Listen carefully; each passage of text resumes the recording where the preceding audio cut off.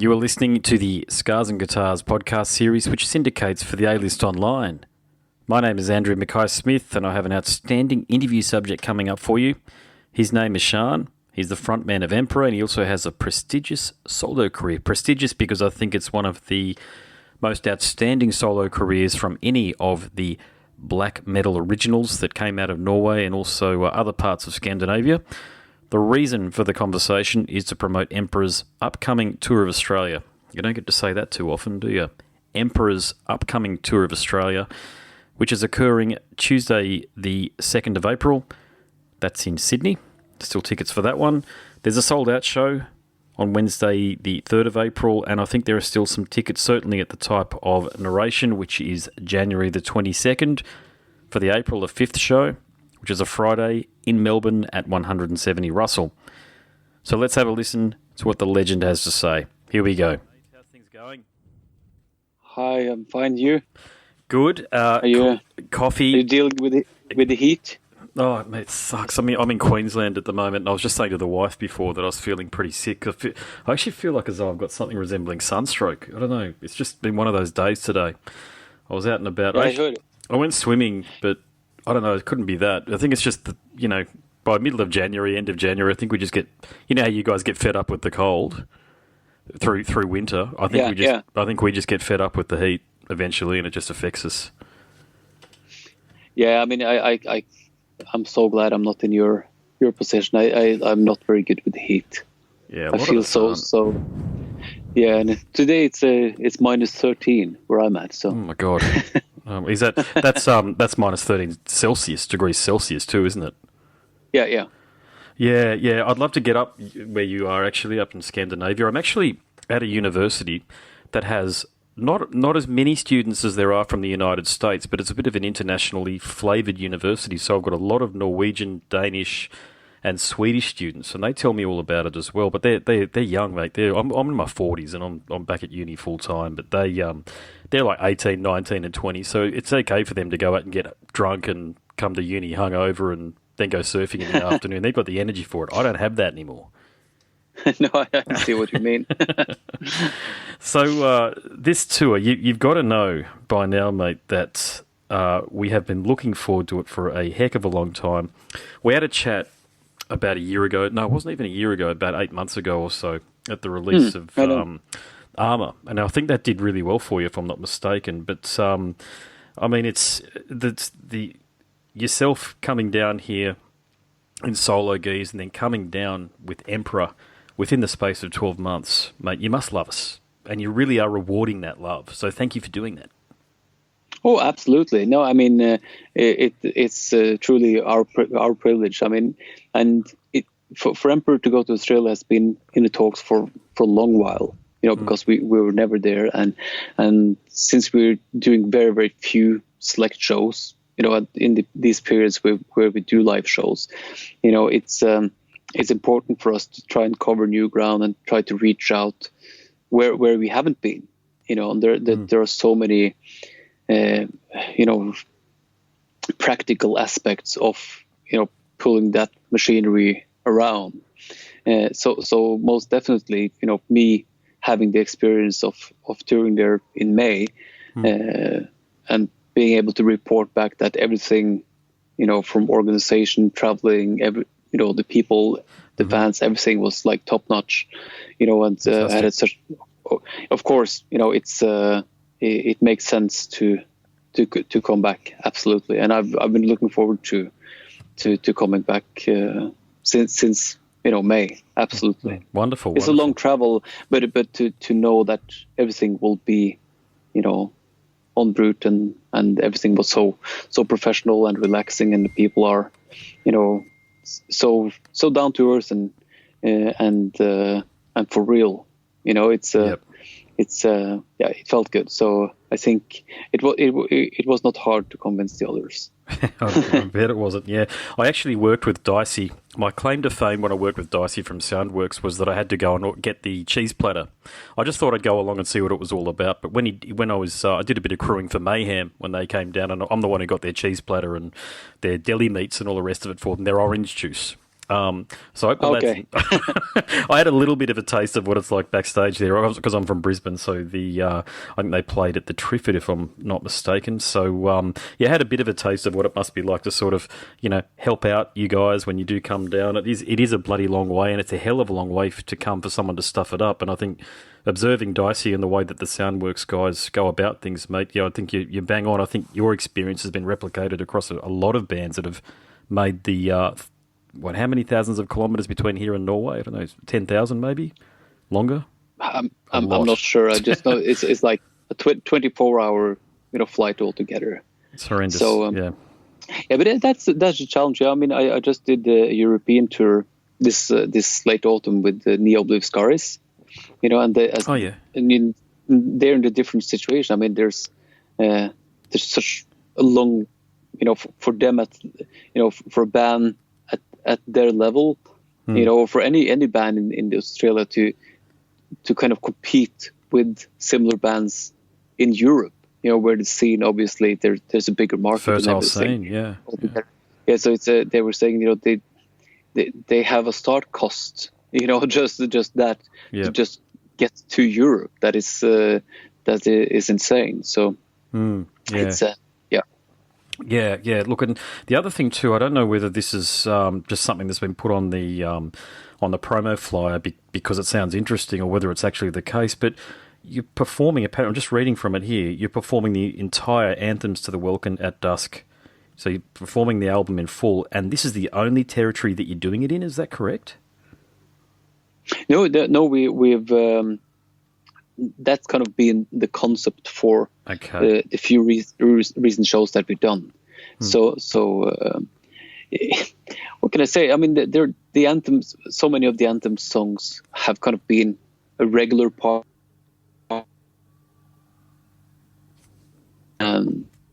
for a long while. But so in the end, it made sense to kind of, with the 20th anniversary and everything that we had for it, it made sense to play that album in its entirety. Yep. And in some way, it has this kind of very natural ebb and flow, of energy, as an album. I like to say that this is kind of, for me personally, I feel like it's the first proper full length from Emperor. Wow, Not okay. to know this. Yep. But in the Nights of the Eclipse was still a compile of previously recorded songs and some new songs. Mm-hmm. Whereas Anthems, was written, for the purpose of being that album. And I think everything that so many things that we reached for on the EP and in the Nights of the Eclipse were, stepping stones to getting to that. So I think for that more old school expression, but with the keyboards and what we had in mind for it, I think we Anthems was more like a conclusion of where we were heading. Yes, and then I understand. Yeah, so for that end of the expression, and it's just become one of those albums where people seem to have a similar relationship to it from for the time it came out and where they were at, in a similar way that we have a relationship to my relationship to Iron Maiden's Seventh Son album, for example. Yes, yeah. There are so many things. Great comparison. But not comparing them at all, like to the quality of it, but it's just my personal relationship and how many aspects of my life and memories and everything that I have to that album, for the Iron Maiden album, and then to of course, obviously, Anthems had an effect on our lives as well. To as part of where we're at today, but also to see when we've been playing these songs and playing the album, to see people have a similar kind of attachment to music that we happen to be part of. It's a very nice thing. Absolutely. Yeah, it is, and I like. Why I like the comparison between Anthems and also Seventh Son. That was I remember buying Anthems at the record store in 1997. I remember buying it not long after it came out because I was already a devotee at the time. And I remember buying, I think at the same time, Seventh Son of a Seventh Son from a second-hand record place. Because Iron Maiden, don't get me wrong, but Iron Maiden couldn't give away their albums during the mid-90s. It just wasn't the favourable era for metal, as you probably remember, except for you guys. You guys were the leading light. But I remembered... Actually, someone just sent me a picture that it took. We found an old fax from was that Metal Invasion? No, Metal Invasion from Australia. Oh, No, modern Invasion. Modern Invasion, yeah. Yeah. And it was this it was this printout from some newspaper or something that we were number one in the hard rock charts. Yeah, that'd be right. In Australia. Yeah. Above Pantera, you know. Yes. Well, it's a deserved. That's crazy. It's a deserved position. Emperor were one of those bands back in the day that every metal fan, everybody that stuck around and was still into metal, was into Emperor. You couldn't talk to someone who had a bad word to say about your music. So I guess my question for you is, you must be aware at this point how endearing, how much beloved Emperor is by metal fans across the globe, particularly here in Australia. Well, again, it's hard to. I guess I have a very. I like to think I have a very healthy, relationship to all that, and I think because at the time it came out, as I say, it was very welcomed among extreme metal fans. Yeah. I think, serious metal fans to some extent. Yeah, but it was still such an underground phenomenon. So I remember, like Metal Hammer UK and Kerrang, or they absolutely slaughtered the album.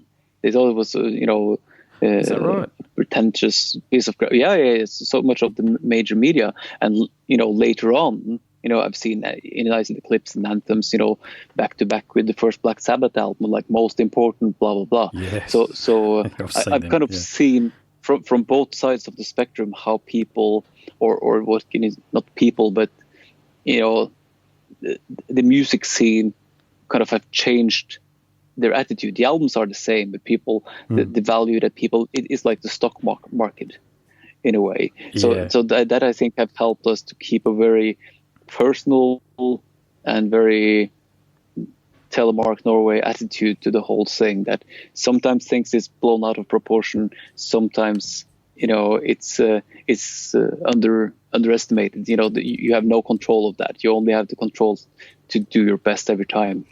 It's like when I go play the same festivals with Ihsahn and Emperor. Sometimes I'm on the middle of the poster, sometimes on the top of the poster. Yeah. I'm the same person. So I had some discussions about that when I don't need. I can carry my own guitar when I play solo. I don't need anyone to carry my guitar when I play with Emperor. It's not like I grow, extra skills to play songs I wrote when I was 16. Yeah. So I think we have that very Norwegian attitude to the whole thing, but at the same time, extremely humbling. As a matter of chance and luck, and hopefully not because of necessarily talent, but because we were very genuine in what we wanted to express. People believe, more importantly, people believed it. And I think that is the rule of thumb here, that you don't have to try to be smart or do the right thing, because that will only help you kind of to wear off the edges of what makes you unique, I think, as an artist. So the fact that we were uncompromising always, that communicated to, metal fans who were drawn to this music because they want something for real. They don't want the McDonald's of music. They want something that is raw and real, and not created to sell or anything like that. So to see that, our very selfish and overblown teenage egos, but all that we put into it so uncompromisingly have become what it is, and to see people have that relationship to it, and more from an outside perspective too, it's kind of humbling to be to be able to be part of that and join that occasionally. Yeah. And to have that common experience when playing these songs live and kind of getting the feedback from an audience as well. Yeah. But yeah. I'll just do a time check because I might be the last one. I'm not sure, but are you cool if I ask you one more question, or are we free to just have a bit more of a conversation? Or absolutely. Okay, wonderful. Now, I reckon my favourite album from Emperor would be Nine Equilibrium. I think it's 1X or Nine Equilibrium. What's your relationship like with that album these days? Do you get a lot of feedback from fans that they too enjoy it? Oh yes, and especially now since we did play the entire Invited Eclipse in 2014, and the entire anthems. We started playing that in 2017. People are now asking, "Will you do the entire Equilibrium?" In 2019, but no, that's not going to happen. But obviously, there are.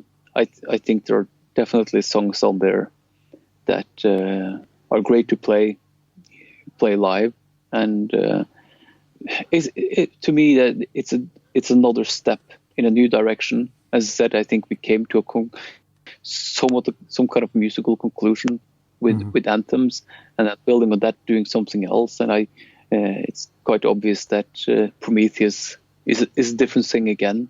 Yes, yeah, definitely, yeah. Yeah. And I think through my solo stuff as well, I think I'm not sure how well you know my catalog there, but I think there's also some kind of development and come to a conclusion, then something new. So it's basically, personally as a musician, I kind of follow the same ideal. So each album is just a representation of another attempt of expressing many of the same basic things to keep the excitement going, to keep myself excited about what I do. Yeah, I could definitely hear echoes of Prometheus in The Adversary, so the album that you released in 2006. And I'm just reading Wikipedia now, and I didn't know this, so assuming Wikipedia is correct, so this is a question for you. Did you compose Prometheus entirely by yourself? Because that's what it says here on Wikipedia. Was there not a lot of input from the other guys on that one? No, I did it on my own. Aha, there you go. Right, I didn't know that. All these years, I didn't know that. Yeah. It was totally open-ended, But at that point, I think they were so, focused on Cyclone and everything, and it was very much decided that this would be the last album. So in that respect, I don't think Samos and Trim are particularly invested in Prometheus. So it very much reflects where we were at as a band. Oh yeah. I think it was a gradual progression. I mean, creatively, me and Samos was more 50-50, as for input on music and everything with Eclipse. But I think the creative input, as I was by Anthems, I was doing all the lyrics, and I've always been doing all the keyboard arrangements and all that, and so just gradually, I probably did 75% of the music of Equilibrium as well, and eventually I ended up just writing everything for Prometheus by myself. Okay. So it was just the dynamics of things, but Samos obviously have had we've already had a very very very 50-50 split, of our ownership, if you will, of Emperor, because it's even though I've had an extensive part of the creative side, he's the driving force. He's been very much functioning as as management and so we both put just as much in it, if you will. Yeah. The other thing too about Emperor is a bit like Seinfeld and Faith No More the first time around, you knew when to stop. And I really think fans appreciate that more than what artists actually want to acknowledge. So you stop doing it effectively when some of the parties in the band didn't want to. They had their focus elsewhere. And rather than losing the nucleus of the band, you decided to stop doing it. And I think fans were rewarded with your wonderful solo material, which I think probably your best album, mainly because of the sound, was Armour. That's an album I've listened to a lot. And last time we chat, we talked a lot about how you achieved the sound on that. You know, and I still haven't heard an album that has that very tight.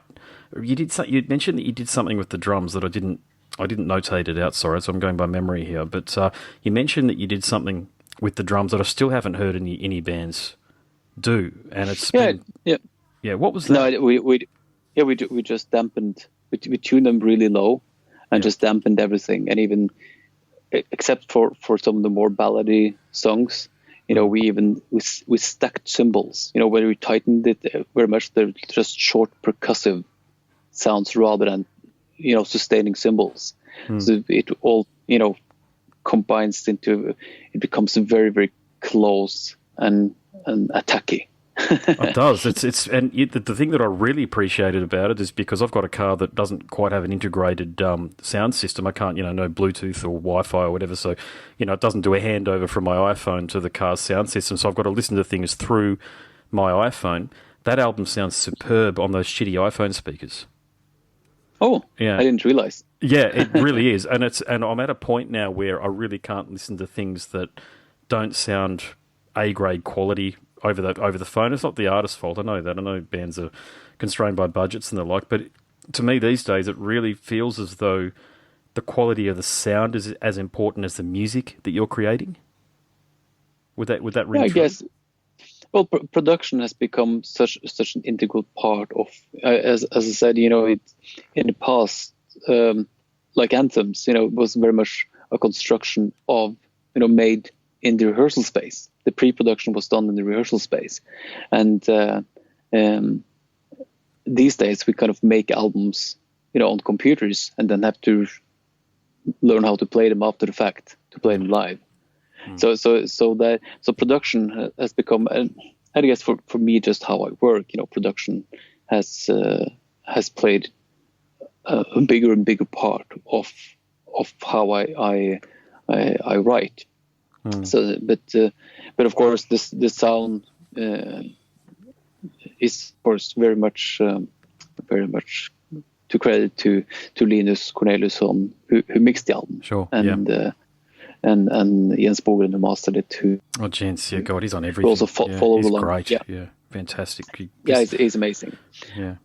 But it that's why I've kind of just kept on to my working relation with Fascination Street, because I know by now how I record stuff and how I produce things in the studio, and the communication I have with them, I know they will emphasize and make my sonic ideas work.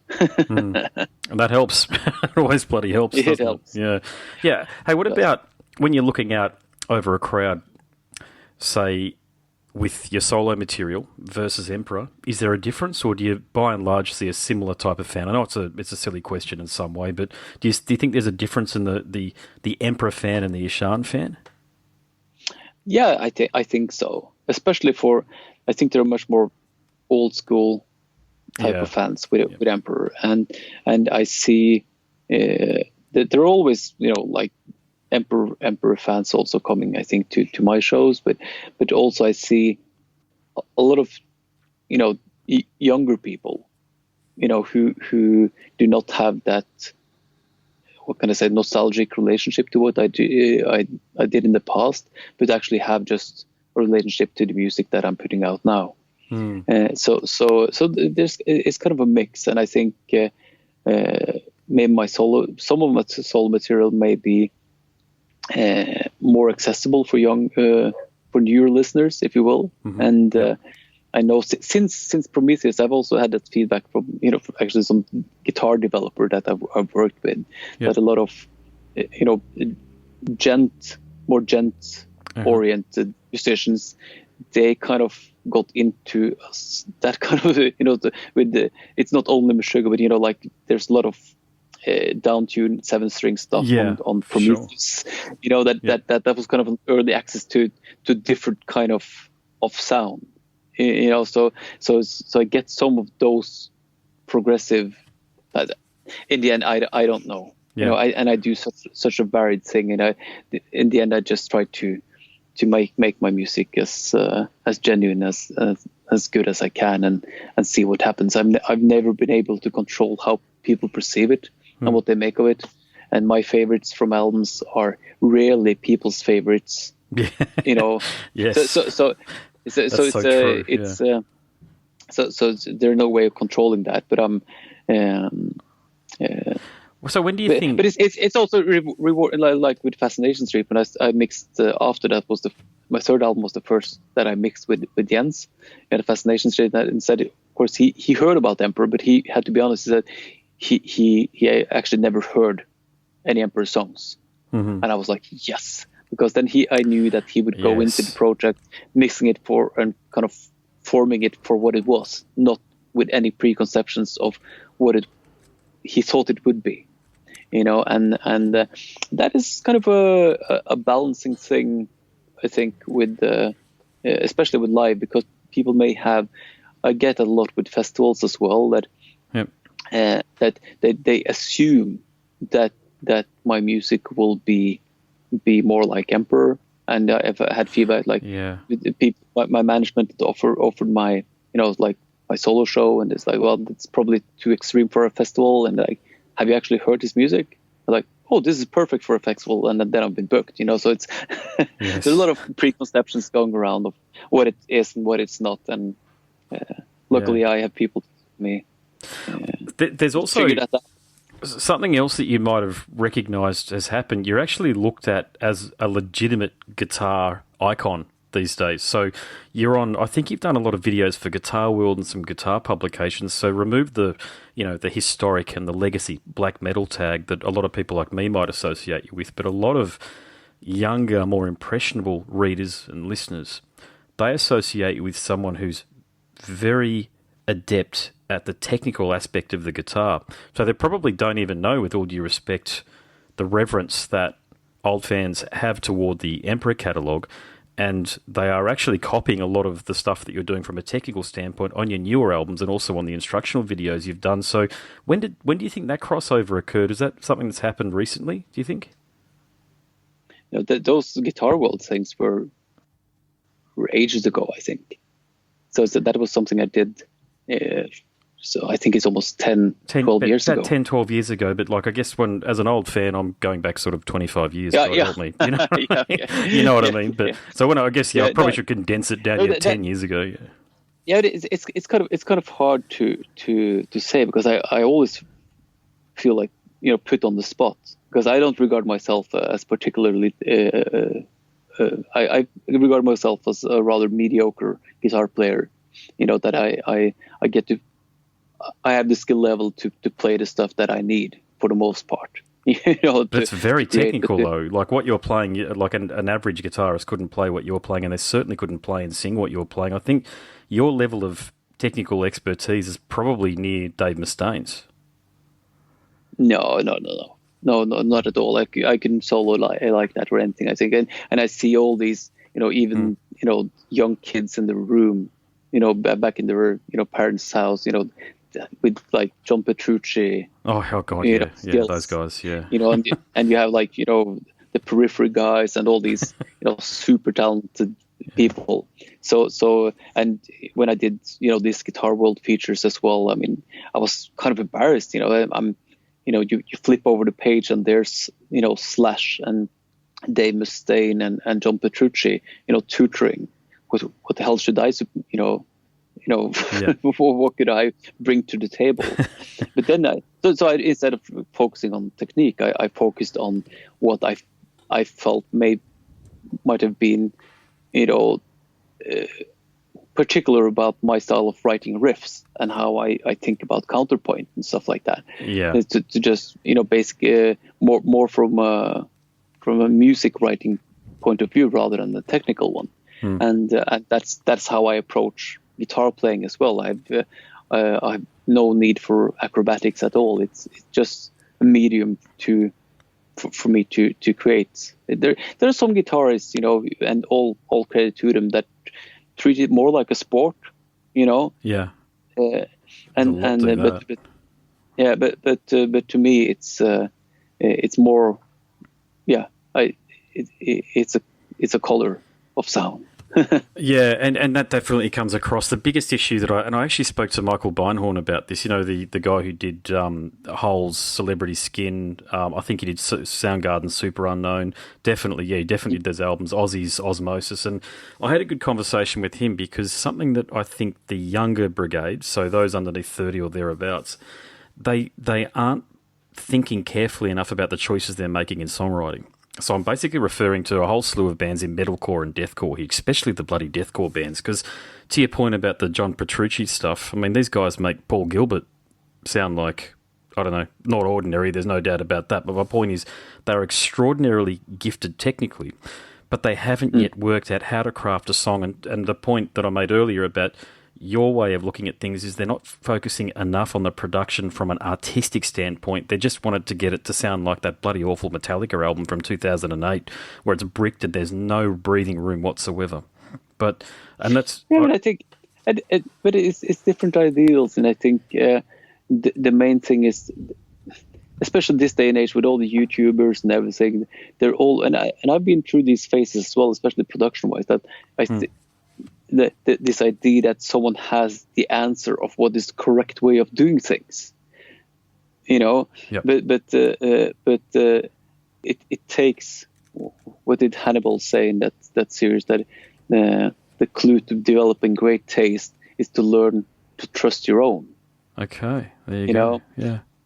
So and that is something that myself I'm struggling with constantly, to trust my decision making, in how I do things, and to try and build confidence to actually do that, and not spend so much time second guessing, and thinking that someone else has the recipe or the secret key to what is the right way of doing things. Because then the right way, if we thought like that, there would probably be no black metal at all.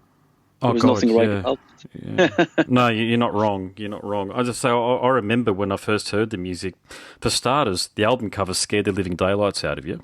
So you were consciously aware that between black metal albums and some of the gangster hip hop and rap albums, you were going to be listening to some stuff that was going to be fairly confronting.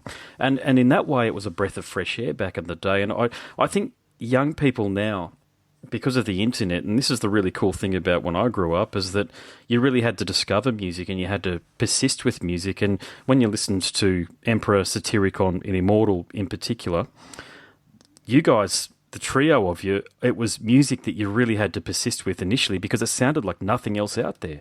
It really was music that was coming from a very different place from certainly Australia. Remember that Immortal album cover where they're in the snow? What's it? Not Pure Holocaust, it's the Battles in the North. You saw pictures like that and you thought, my God, I'm consciously aware that these guys are from Norway, but they must be really different to me. And in that way, it made it really interesting and exciting. And I feel like some of that has been eroded because of the nature of globalization and the internet. So I guess...